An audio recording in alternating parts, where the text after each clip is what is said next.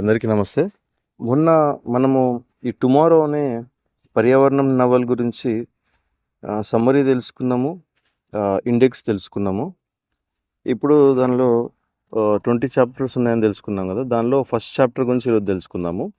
First chapter వచ్చేసి kidnap అనమాట. ఇది కల్పిత నవల అండ్ ఫిక్షన్ ప్లస్ ఫ్యాంటసీ అన్నీ ఉంటాయి ఇందులో. కాబట్టి ఇందులో ఫస్ట్ చాప్టర్ వచ్చేసి కిడ్నాప్లో ఫస్ట్ ఏం జరుగుతుందంటే చాప్టర్ 1లో ఇక్కడ ఒక క్యారెక్టర్ ఇచ్చారు. ఆయన మెయిన్ అనమాట. ఆ క్యారెక్టర్లో కిడ్నాప్ ఫస్ట్ ఆ మనిషి అవుతాడు ఈ కిడ్నాప్ అనే ఫస్ట్ చాప్టర్లో. అతని పేరు వచ్చేసి హాకిన్స్. సో కథలోకి వెళ్తే హాకిన్స్ అర్జెంటీనాలో ఉంటాడు. హాకిన్స్ ఉంటున్న ప్రాంతము లేదా పట్టణము ఎప్పుడు హడావిడిగా ఉంటుంది. ఎవరి పనిలో వారు ఉంటూ ఇతరులను ఎప్పుడూ పట్టించుకొని రీతిలో ప్రవర్తిస్తుంటారు. వారికి ఎవరితో పని లేదు, ఎక్కడా కూడా సమయం లేదు. అక్కడి మనుషులు చాలా యాంత్రికంగా జీవిస్తారు. ఇలాంటి జీవితం చాలా దేశాల్లో కూడా ఉంటుంది. పెద్ద పెద్ద పట్టణాల్లో కూడా ఇలాగే ఉంటుంది. అలాంటి పరిస్థితి హాకిన్స్ ఉండే చోటు కూడా ఉన్నదన్నమాట. అయితే హాకిన్స్ ఫస్ట్ కిడ్నాప్ అయిన మనిషి హాకిన్స్. అతను ఉండే ప్లేసు అర్జెంటీనా అండ్ ఆ ఏరియా అంతా బిజీగా ఉంటుంది. అతను కూడా బిజీ లైఫ్లో ఉంటున్నాడు అనమాట. హాకిన్స్ ఒక పెద్ద మ్యూజిషియన్. ఆయన అన్ని దేశాలు తిరుగుతూ తన కళను అందరికీ పరిచయం చేసి దాని ద్వారా బాగా సంపాదిస్తున్నాడు. ఈ ఫస్ట్ కిడ్నాప్ అయిన ఆయన వచ్చేసి హాకిన్స్ కదా. హాకిన్స్ వచ్చేసి మ్యూజిషియన్ అంట. ఆయన తన కళని బయట అన్ని దేశాలకు, కొన్ని రాష్ట్రాలకు షోస్ ఇచ్చి డబ్బులు బాగా సంపాదిస్తూ బిజీగా ఉంటున్నాడు అనమాట. అలాగే అన్ని దేశాలు తిరుగుతూ ఎప్పుడూ తీరిక లేకుండా ఉంటూ తన కళ ద్వారా అందరికీ తీరిక వేళల్లో ఆహ్లాదాన్ని అందిస్తున్నాడు. మంచి సంగీతం అందరి వాతావరణాన్ని మార్చేస్తుంది, వారి బడలికను పోగొడుతుంది. అలాంటి వృత్తిని ఎంచుకోవాలని ముందే నిర్ణయించుకొని తన పనిలో ఉత్తీర్ణత అవుతున్నాడు హాకిన్స్. సో దాని తర్వాత తన పనిలో భాగంగా ఒకరోజు న్యూయార్క్ పర్యటన ముగించుకొని 3 రోజుల క్రితమే తన సొంత ఊరు అర్జెంటీనాకు తిరిగి వచ్చాడు. ఒక 3 days బ్యాకే న్యూయార్క్లో షో చేసి తన సొంత ప్లేస్ అయిన అర్జెంటీనాకి తిరిగి వచ్చాడంట. తన పాటను, సంగీతాన్ని కలిపి ఒక ఆల్బమ్ ప్రవేశపెట్టి న్యూయార్క్లో అందరి ప్రశంసలకు పాత్రుడయ్యాడు. అక్కడ న్యూయార్క్లో కూడా మనుషులు ఇక్కడి కంటే ఎక్కువగా పనిలో తీరిక లేకుండా ఉన్నారు. అతని 10 రోజుల పర్యటన, తన అనుభవం న్యూయార్క్ ఎంత తీరిక లేకుండా రాత్రి పగలు చక్కర్లు కొడుతుందో తెలుసుకున్నాడు. బహుశా ఇప్పటి కాలంలో ఎక్కడికి వెళ్ళినా అదే పరిస్థితి కాబోలు అనిపించింది. ప్రజలు, వ్యాపారులు కొనడాన్ని, అమ్మడాన్ని తమ వృత్తిగా మలుచుకొని తమ వ్యాపారంలో మార్కెట్ని చివరి అంచుల దాకా తీసుకెళ్లే ప్రయత్నం చేస్తున్నారు. సో ఇతను కిడ్నాప్ కాకముందు ఈయన ఏం చేసేవాడని చిన్న ఇంట్రొడక్షన్ ఈయన గురించి. అందరూ తమ బ్రతుకునే మార్కెట్గా మలిచి జీవిస్తున్నారు. చావును కూడా మార్కెట్గా మార్చి దాంతో కూడా ఉమ్మడిగా అన్ని దేశాలు వ్యాపారం చేస్తున్నాయి. దానికోసం అన్ని దేశాల్లో ఓపెన్ మార్కెట్లు తయారయ్యాయి. సో ఇతని లైఫ్ స్టైల్ అండ్ కొన్ని దేశాల్లో, బిజీ దేశాల్లో లైఫ్ స్టైల్ గురించి చెప్తున్నారు. ఇలాంటి సమయంలో తను న్యూయార్క్లో ఉన్నప్పుడు ఒక వార్త అమెరికాను వణికించింది. ఆ వార్త కాస్త భిన్నమైనది కూడా. అనుకోకుండా, అనుకోని రీతిలో అందరూ ఎవరి పనిలో వారు ఉండగా చాలా చాకచక్యంగా ఒకే రీతిలో కెంటకీ, వాషింగ్టన్, అరిజోనా, న్యూయార్క్లో 17 మందిని పైగా రాత్రి సమయాల్లో అదృశ్యమైపోయారు. 17 మంది. సో ఇట్లా ఆయన బిజీ షెడ్యూల్లో ఉండగా అక్కడ న్యూస్ చూసిండంట. న్యూయార్క్లో ఒక అనుకోని రీతిలో కొంతమంది రాత్రి టైం సమయాల్లో అదృశ్యమైపోయారంట. అంటే మేబీ కిడ్నాప్ అయి ఉండొచ్చు, అనుకోకుండా రీతిలో ఎవరైనా కిడ్నాప్ చేసి ఉండొచ్చు, అంటే అదృశ్యం అయిపోయారని చెప్తున్నాడు. ఈ వార్త అంతటి పెద్ద దేశానికి ఒక అంతుచిక్కని ప్రశ్నగా మారింది. ప్రకృతి ముందు అందరూ సమానులే అనిపించేలా ఒక కలకలం రేగింది. ఒక్కసారి మార్కెట్ అంతా ఆగిపోయింది. నగరం చెమటలతో నిండిపోయింది. ఆ చెమటలు చలిలో భయాన్ని రేపే విధంగా ఉన్నాయి. అదృశ్యమైన వారి ఆచూకీ గడ్డిపొరకైనా కూడా ఆనవాళ్ళు లేకుండా పోయింది. హాకిన్స్తో సహా అక్కడ ఎవరికి వారు ఈ పరిస్థితి గురించి ఏ ఆలోచన తమ ఊహకు కూడా అందడం లేదు. అసలు ఎవరు వారిని ఈ విధంగా ప్రతిరోజు రాత్రి సమయాల్లో అపహరించుకుపోయారు? అందరూ ఎవరి పనిలో వారు ఉండగా ఈ రకమైన పనులు జరగడం ఏంటో అర్థం కాలేదు. పూర్తి అమెరికాకు ఈ విషయం అర్థం కాక తన ఇంటెలిజెన్స్ వర్గాన్ని రంగంలోకి దింపింది. వారు దేశ నాయకులు కాదు, వ్యాపారవేత్తలు కాదు. వారిని ఆరా తీయగా వాళ్ళు రైతులు, వడ్రంగులు, డాక్టర్లు, కుండలు తయారు చేసేవాళ్ళు, ఇంజనీర్లు, వ్యవసాయ కూలీలు, వ్యవసాయ విద్యార్థులు, నిపుణులు, మారుమూల గ్రామాల్లో ఉన్న పేదవారు, చేతివృత్తుల వారు, నావికాదళంలో పనిచేసేవారు, కొంతమంది స్త్రీలు, కాలేజీ పిల్లలు అని ఆ దేశపు దినపత్రికలో రాసింది. ఈ అపహరణ డబ్బుల కోసం, ఆస్తుల కోసం, అవయవాల కోసం జరిగింది కాదు అని వారి వాదన. సో ఇతనికి ముందు వీళ్ళ దేశానికి వచ్చే ముందు అమెరికాలో అపహరణలు స్టార్ట్ అయినాయి అన్నమాట. అది మనుషులు అదృశ్యమైపోవడం. మరి దేనికోసం ఈ అపహరణలు జరిగాయని కూడా ప్రతివాదులు పత్రికలలో దాడి కూడా చేశారు. మరి ఎందుకు ఇన్ని రకాల మధ్యవర్గం వారు ఈ రీతిలో మాయమయ్యారు అని ఇంకా తెలియాలి. ఎవరి వాదనలు వారు బలంగా వినిపిస్తున్నారు. ఇది అక్కడ ఒక పెద్ద గందరగోళం సమస్యగా మారింది. అలాంటి సమస్యలు జరుగుతుండగానే హాకిన్స్ తన పని ముగించుకొని తిరిగి తన దేశమైన అర్జెంటీనాకు వచ్చేశాడు. కొన్ని గంటల తర్వాత తన దేశానికి రాగానే అలాంటి వార్తలు తన చెవికి వినబడకుండా పోయాయి. ఆ వాతావరణం, ఆ గందరగోళం అంతా అక్కడే ముగిసింది. ఇది ఒక రకంగా మంచిదే అయింది అనుకున్నాడు హాకిన్స్. వాళ్ళ దేశంలో ఇట్లాంటి పరిస్థితులు లేవని కొంచెం హ్యాపీగా ఫీల్ అయ్యింది అనమాట. అలసటగా ఉన్న తన ప్రయాణ బడలికను ఈరోజు రాత్రి అర్జెంటీనాకు వచ్చి తన డిన్నర్తో ఆ అలసటను పోగొట్టుకొని విశ్రాంతి స్థితికి చేరుకున్నాడు హాకిన్స్. పర్యటన ముగించుకొని రాత్రి చాలా ప్రశాంతంగా జరిగిపోయింది. వెచ్చని హీటర్లతో ఇంట్లో చాలా వేడిని కలుగజేసే మంచి విశ్రాంతిని ఇచ్చాయి. తెల్లవారినట్టుంది. రాత్రి తొందరగా గడిచిపోయింది. రూమ్ హీటర్లు ఆగిపోయాయి. చాలా రోజుల తర్వాత టెర్రస్ అనుభూతిని పొందాలని నిద్ర లేవగానే తొందరగా పైకి వెళ్ళి నిల్చున్నాడు హాకిన్స్. పడుకొని నిద్ర లేచిన తర్వాత ఎర్లీ మార్నింగ్ గురించి చెప్తున్నారు. నిన్నటి వరకు జరిగినది ఏదో తనకు ఈ ఉదయకాలంలో గుర్తుకు రాలేదు. కొద్దిసేపు తన కాఫీ కప్పుతో టెర్రస్పై నగర అందాన్ని చూస్తూ ఉండిపోయాడు. ఇప్పుడు కొంచెం బాగానే ఉంది. ఇక కిందకు వెళ్ళి టిఫిన్ పని పట్టాలి అనే ఆలోచనలో హాకిన్స్ను కిందకు తీసుకొచ్చి టీవీ ఆన్ చేయించింది తన పరిస్థితి. హాకిన్స్ టీవీ పెట్టగానే తన టీవీలో ఒక పెద్ద బండరాయి పడింది. చేతిలో కప్పు సోఫాపై పడిపోయి కప్పులో ఉన్న కాఫీ ఒలికిపోయింది. ఆ బండరాయి చాలా పెద్దది, అందుకే కాఫీ ఒలికిపోయింది. తన టీవీలో అనేక ప్రాంతాల నుంచి, ఇలాగే అన్ని దేశాల నుంచి రాత్రి సమయాల్లో, చలి కమ్మిన మంచు సమయంలో, వీధులు గాలులు వీస్తున్న సమయాల్లో 30 దేశాల నుంచి 70 మందికి పైగా అపహరించబడ్డారు అని ప్రసారం అవుతుంది. అందరూ ఒకే విధంగా ప్రపంచాన్ని ఆట పట్టించాలనే ఉద్దేశంతో అల్లరిమూకలు పనిగా ఉంది అనే రీతిలో మనుషులు అదృశ్యమైపోయారు. బ్యూనస్ ఐర్స్ అంటే అర్జెంటీనా రాజధానిలో ఈ వార్త అందరిలో భయాన్ని కలిగించింది. అందరినీ ఆట పట్టించడం ప్రపంచంలో కొందరు పెద్ద మనుషులకు అలవాటే కదా. 2 రకాల ప్రాంతాలలో ఇదే రకమైన వార్త విని ఏం జరుగుతుందో తెలియక హాకిన్స్కు చెమటలు పట్టాయి. ఒలికిన కాఫీ గడ్డ కడుతున్నట్టు అనిపించింది. ఒలికిన కాఫీ అక్కడే అలా ఆగిపోయింది. ఇంతలో టీవీ కూడా ఆగిపోయింది. అసలు వీరందరినీ ఎవరు అపహరించారు అని అర్థం కాలేదు. సరికదా, అసలు ఏదైనా అబద్ధపు కుట్ర జరుగుతుందా?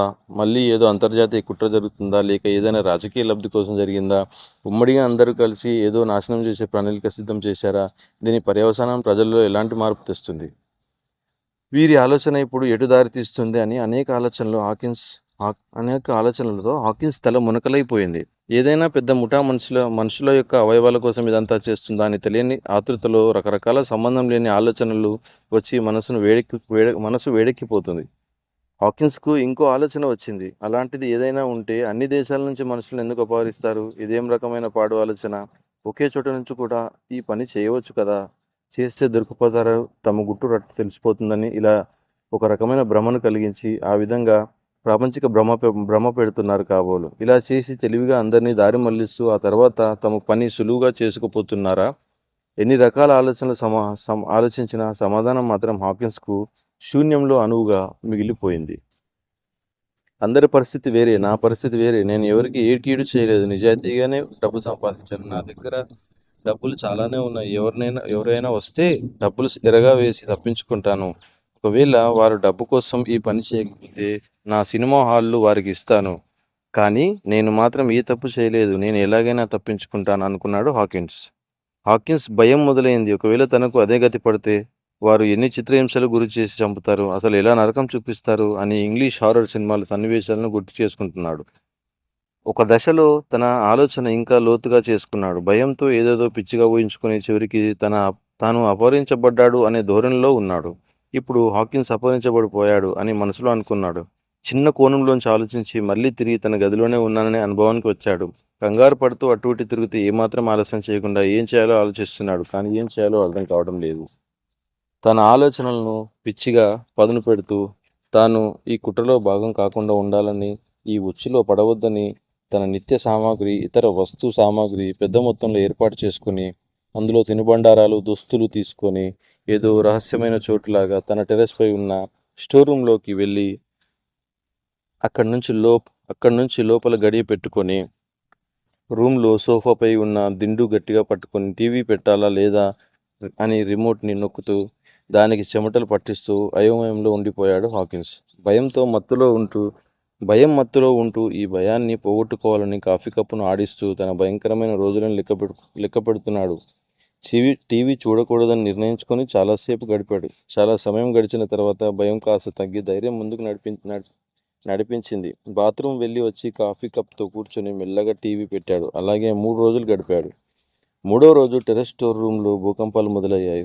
రూమ్ గజగజ వణికిపోతుంది. బయట చలి బాగా వేస్తుంది. మంచు కురుస్తుంది. చలిమంచు శబ్దం కీడు లాంటి వాతావరణాన్ని కలిగిస్తుంది. మంచులో కొట్టుకుపోయి ఒంటరిగా చిక్కుకున్న ఆలోచనలు కలిగించాయి. 50 మందికి పైగా అన్ని దేశాల నుంచి అపహరించబడ్డారు. ఇంకా సరైన సంఖ్య ఏంటో తెలియలేదు. లెక్కించేలోపే వేరే చోట ఇంకా కొంతమంది అదృశ్యమైపోయారు. టీవీలో ఈ పత్రికలో వారు ఇలాంటి భయంకరమైన సంఘటనలను వివరిస్తున్నారు. వివరాలు తెలియలేదు కానీ Nepal, Indonesia, China, Russia, Pakistan, Sri Lanka, Korea దేశాల నుంచి మనుషులు మాయమైపోయారు. అది కూడా రాత్రి సమయాల్లోనే అని చెబుతున్నారు. భూమికి మనిషికి ఆకర్షణ శక్తి తగ్గిపోయి వీళ్ళందరినీ బ్లాక్ హోల్స్ మింగేశాయా అనే చిన్న అనుమానం కలుగుతుంది. కానీ ఇలాంటి పెద్ద విపత్తు రావడానికి బహుశా ఇంకా సమయం ఉందేమో. వీటిపై సరైన ఆలోచన లేక ఇలాంటి ప్రశ్నలు కలుగుతున్నాయి. అవగాహన లోపంతో బ్లాక్ హోల్స్ అని, భూమి ఆకర్షణ అని, సూర్యుడు వేడెక్కుతున్నాడని పిచ్చి పిచ్చి మాటలు హాకిన్స్ మనసులో సూర్యుడి చుట్టూ తిరుగుతున్న భూమిలా ఆలోచనలు మొదలయ్యాయి. టీవీలో కింది భాగంలో ముఖ్యమైన స్క్రోలింగ్ తిరుగుతుంది. కళ్ళజోడు పెట్టుకుని మామూలుగా కనిపిస్తున్నా కూడా ఇంకా స్పష్టంగా తెలుసుకోవడం కోసం కళ్ళజోడు పెట్టుకొని చూడగా ఆ స్క్రోలింగ్లో ఇండియా నుంచి దాదాపు 20 మంది అపహరణకు గురయ్యారు అని ఉన్నది.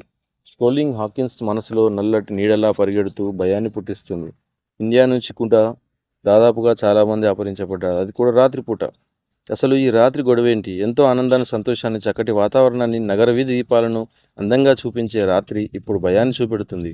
చక్కటి నక్షత్రాలు, చంద్రుడు ఇప్పుడు మనుషుల్ని మింగి నీడలా కనిపిస్తున్నాయి. ఆకాశంలో చుక్కలు ఎరుపు రంగు దాల్చాయి. చంద్రుడి తెలుపు కూడా నలుపుగా కనిపిస్తుంది. నీలాకాశం నల్లగా మారింది. ఇవన్నీ చూస్తూ అనుభవానికి లేని ఆలోచనలు హాకిన్స్కు రాత్రి అంటే భయం ఏర్పడింది. రాత్రి పడుకోవాలంటే భయంగా ఉంటుంది. రాత్రులే కదా మనుషుల్ని మాయం చేస్తుంది. వీధిలోని దీపాలు మంచు చెమటను పుట్టిస్తూ గందరగోళంగా మారిపోయాయి. బయట తిరిగే మనుషుల జాడ లేదు. ఎలాంటి శబ్దం కూడా లేదు. పైనుంచి చూస్తే ఒక్కడు కూడా బయట కనిపించడం లేదు. అందరికీ హాకిన్స్ లాంటి రకమైన ఆలోచనలే వచ్చి ఉంటాయి. రాత్రికి నిజంగానే నిర్వచనం మారిపోయింది.